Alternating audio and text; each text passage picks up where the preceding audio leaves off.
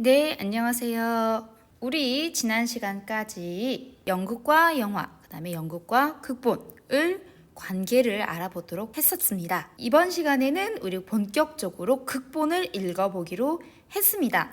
하지만 여러분들이 극본을 읽는 게 아직 익숙하지 않아서 극본을 읽으면서 무엇을 파악해야 될지 잘 모를 수 있을 것 같아요. 그러면 일단은 되짚어 봅시다. 극본은 무엇을 하기 위한 글이었어요? 그렇죠. 연극을 하기 위한 글이었어요. 그렇다면 이 안에는 연극을 하기 위해 필요한 여러 가지 정보들이 들어있을 거예요. 그리고 연극의 꽃은 뭐예요? 그쵸. 배우들의 연기죠. 그러면 여러분들은 특히 배우가 되어서 여러분들이 캐릭터를 연기한다고 생각하시고 그 캐릭터가 어떤 캐릭터인지 분석을 한번 해보셔야 할 겁니다. 이야기의 흐름, 그 다음에 등장인물의 상황, 그 다음에 등장인물의 마음을 잘 파악을 하셔야겠죠. 그렇다면 우리 본격적으로 글을 읽어보기에 앞서 우리는 이렇게 분석하면서 읽는 게 처음이니까 어떤 점을 분석하면서 읽어야 될지 교과서에서 준 문제를 먼저 한번 보겠습니다. 교과서는 197쪽 펼쳐놓고 있죠. 네, 그래서 선생님이 말씀드렸다시피 극본을 읽는 데는 두 가지 방법이 있습니다. 묵독과 낭독. 그 중에서 여기서는 낭독을 해보라고 하고 있죠. 하지만 우리는 낭독은 다음 시간에 할 거고요. 오늘은 묵독으로 여러분들이 사건의 흐름과 등장인물을 파악해보는 시간을 가질 거예요. 첫 번째 여러분들이 파악하셔야 될 게 주인공이겠죠. 성민이가 아마. 주인공에게 일어난 주요 사건, 가장 중심 사건이 무엇인지 당연히 파악을 하셔야 되고요. 그 다음에는 앞으로. 지금 이 연극이 4장이라고 이야기했어요. 그렇죠? 4장. 그렇다는 것은 5장도 있을 수 있다는 얘기잖아요. 그렇죠? 그렇다면 이 이야기의 흐름을 파악을 하셔야지 여러분들이 앞으로의 내용을 예상할 수 있으니까 지금 이 4장 안에서 앞으로 어떤 일이 일어날 것인가에 대한 힌트는 아마 뒷부분에 많이 나와 있을 거예요. 그렇죠? 뒷부분에 있는 힌트를 가지고 여러분들이 앞으로 일어날 사건도 한번 예상을 해보셔야겠습니다. 그 다음에 여러분들이 극본을 이렇게 본격적으로 읽어보고 나서 어떤 생각이나 느낌이 들었는지도 정리를 해보실 수 있겠죠. 그리고 무엇보다 가장 중요한 거 뭐예요? 그렇죠. 인물 분석이에요. 인물을 분석하기 위해서는 여러분들이 인물의 마음을 꿰뚫고 있어야 되죠. 그럼 그 인물의 마음은 무엇으로 나타날까요? 그렇죠. 인물의 말과 행동으로 나타날 거예요. 여기 있는 말은 이미 대사로 나와 있습니다. 행동은 지문으로 나와 있어요. 그러면 우리는 뭘 파악해야 될까요? 말투.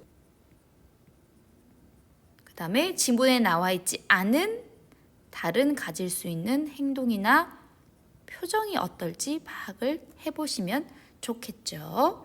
이것을 파악하기 위해서는 우리 뭘 먼저 파악해야 돼요? 그렇죠? 영향을 주는 상황에 대해서 파악을 먼저 하셔야 되겠습니다. 그렇다면 우리 190쪽으로 가서 연극을 한번 분석해 볼까요? 짜잔! 우리 이전 시간에 극본에 나와 있는 요소에 대해서 한번 알아봤었는데요. 기억하고 있나 봅시다. 극본 외에 다른 책에서도 항상 있는 요소들 먼저. 여기는 극본의 제목이겠고요. 그 다음에 여기는 작가의 이름이 되겠습니다. 그쵸? 그 다음에 여기 나오는 사람, 얘는 등장인물이죠. 등장인물. 그 다음에 때 나와 있는 건 뭐예요? 시간적 배경이에요. 곳은 뭘 나타내는 걸까요? 장소니까 공간적 배경이에요. 됐습니다. 그러면 이렇게 때, 곳, 나오는 사람 나와 있는 부분 뭐였어요? 그렇죠? 이 부분은 해설 부분이네요. 해설. 밑에도 해설이 이어지죠. 여기는 4장의 제목이 되겠고요. 그렇죠? 여기는 연극 전체의 제목이겠고 연극 전체, 여기는 4장의 소제목이 되겠습니다. 봅시다. 아파트 뒷동산이다. 그쵸? 우리 윗부분 해설에도 나와 있었습니다. 그 다음에 괄호 안에 연극을 진행하는 스태프들이 해야 될 행동이 괄호 안에 들어가 있네요. 그 다음에 새소리 들린다. 그러면 어떻게 해야 돼요? 새소리를 틀어서 효과음을 넣어야 되겠죠. 그 다음에 가방을 맨 성민 천천히 걸어 등장한다. 아하, 어떻게 등장하는지도 해설 부분에 나와 있네요. 그래서 여기 부분은 스태프들이 해야 될 부분이고 여기는 배우가 해야 될 부분이네요. 그렇죠? 그래서 해설 안에는 스태프가 해야 될 행동도 들어있고 그 다음에 배우들이 해야 될 연기도 들어있다는 것도 확인하실 수 있으십니다. 자, 이제 이렇게 땡땡 나와 있는 거는 대사 부분이라는 뜻이에요. 그렇죠? 땡땡 뒤에 있는 이 부분들이 바로 배우들이 읽어야 할 대사 부분이 되겠지요. 얘는 인물의 말입니다.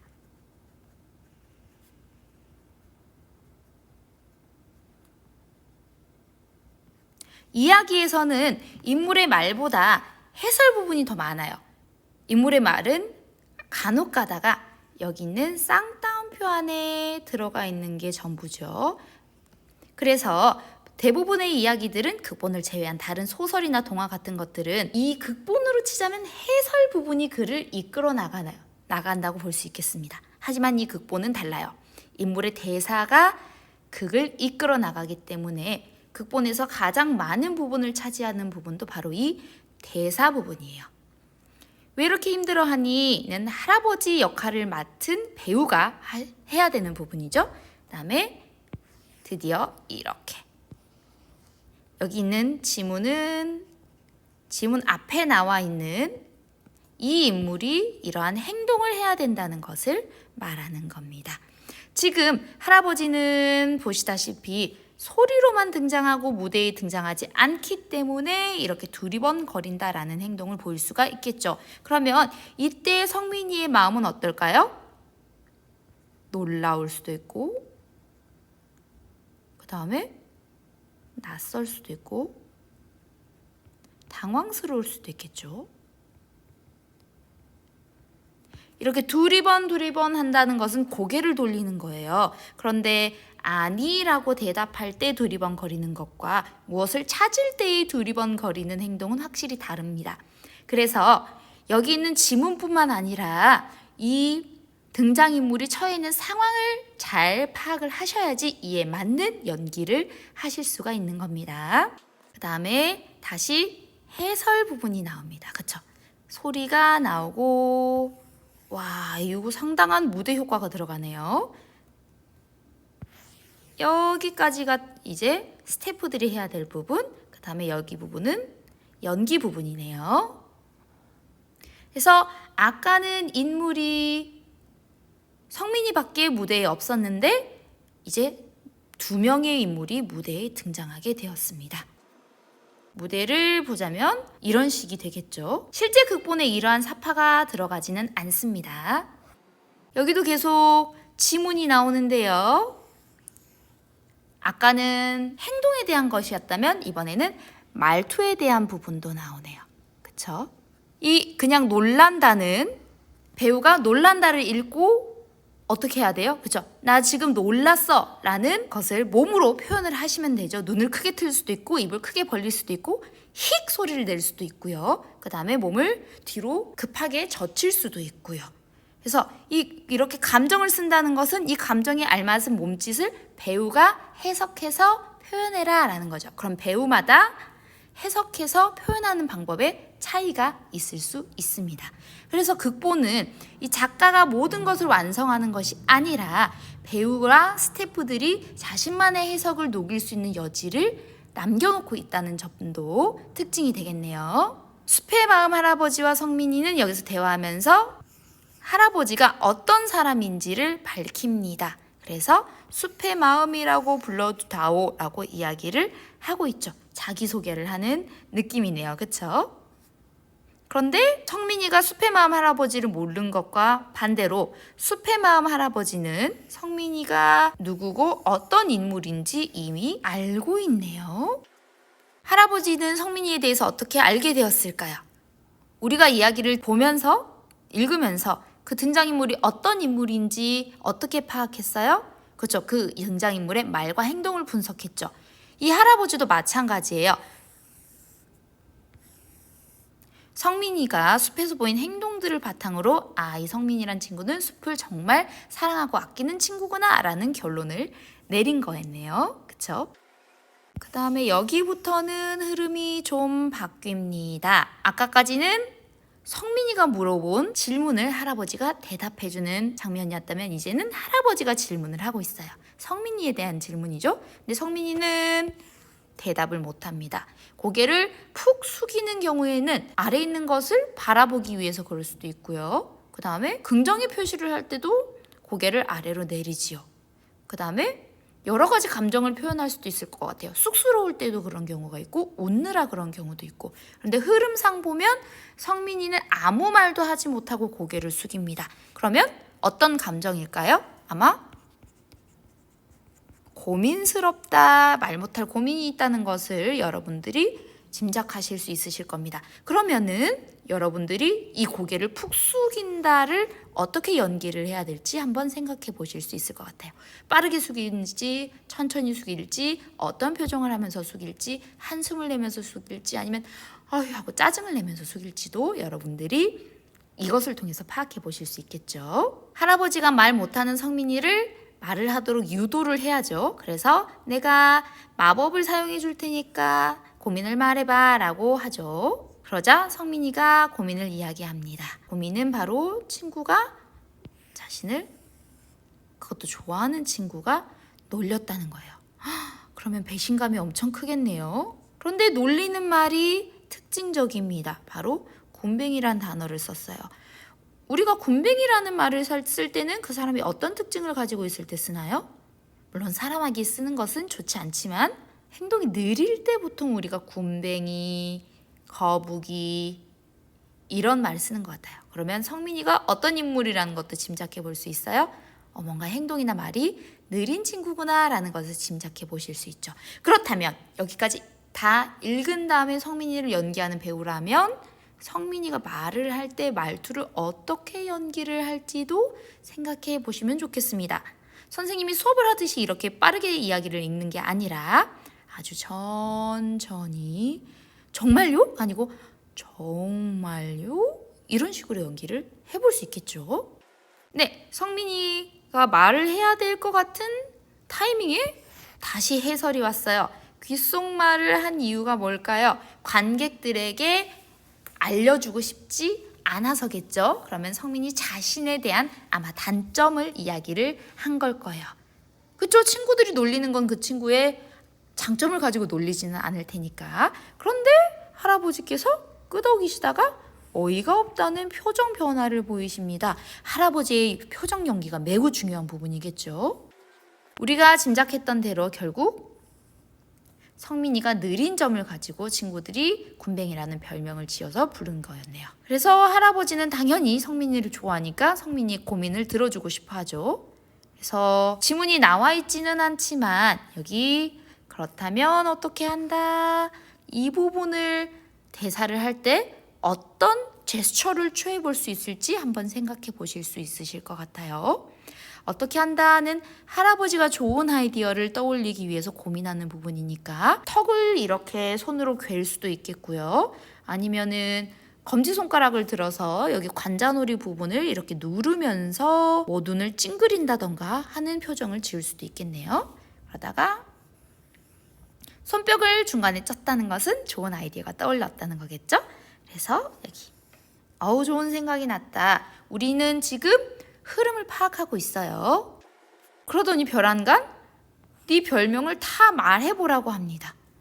곤충이나 동물들 이름으로 지은 것 중에 성민이가 자신의 단점을, 자신이 듣기를 싫어하는 말을 자신의 입으로 하라는 주문을 당연히 싫다고 하겠죠.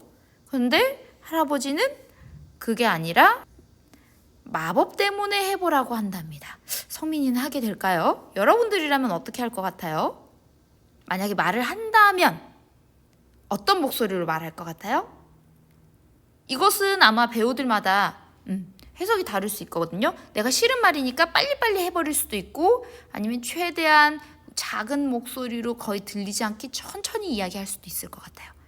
근데 여기 있는 성민이의 캐릭터를 생각해 보자면 빨리빨리 얘기하고 치워야지라고 생각할까요? 아니면 안 들리게 느릿느릿 이야기해야지 라는 것을 택할 것 같아요?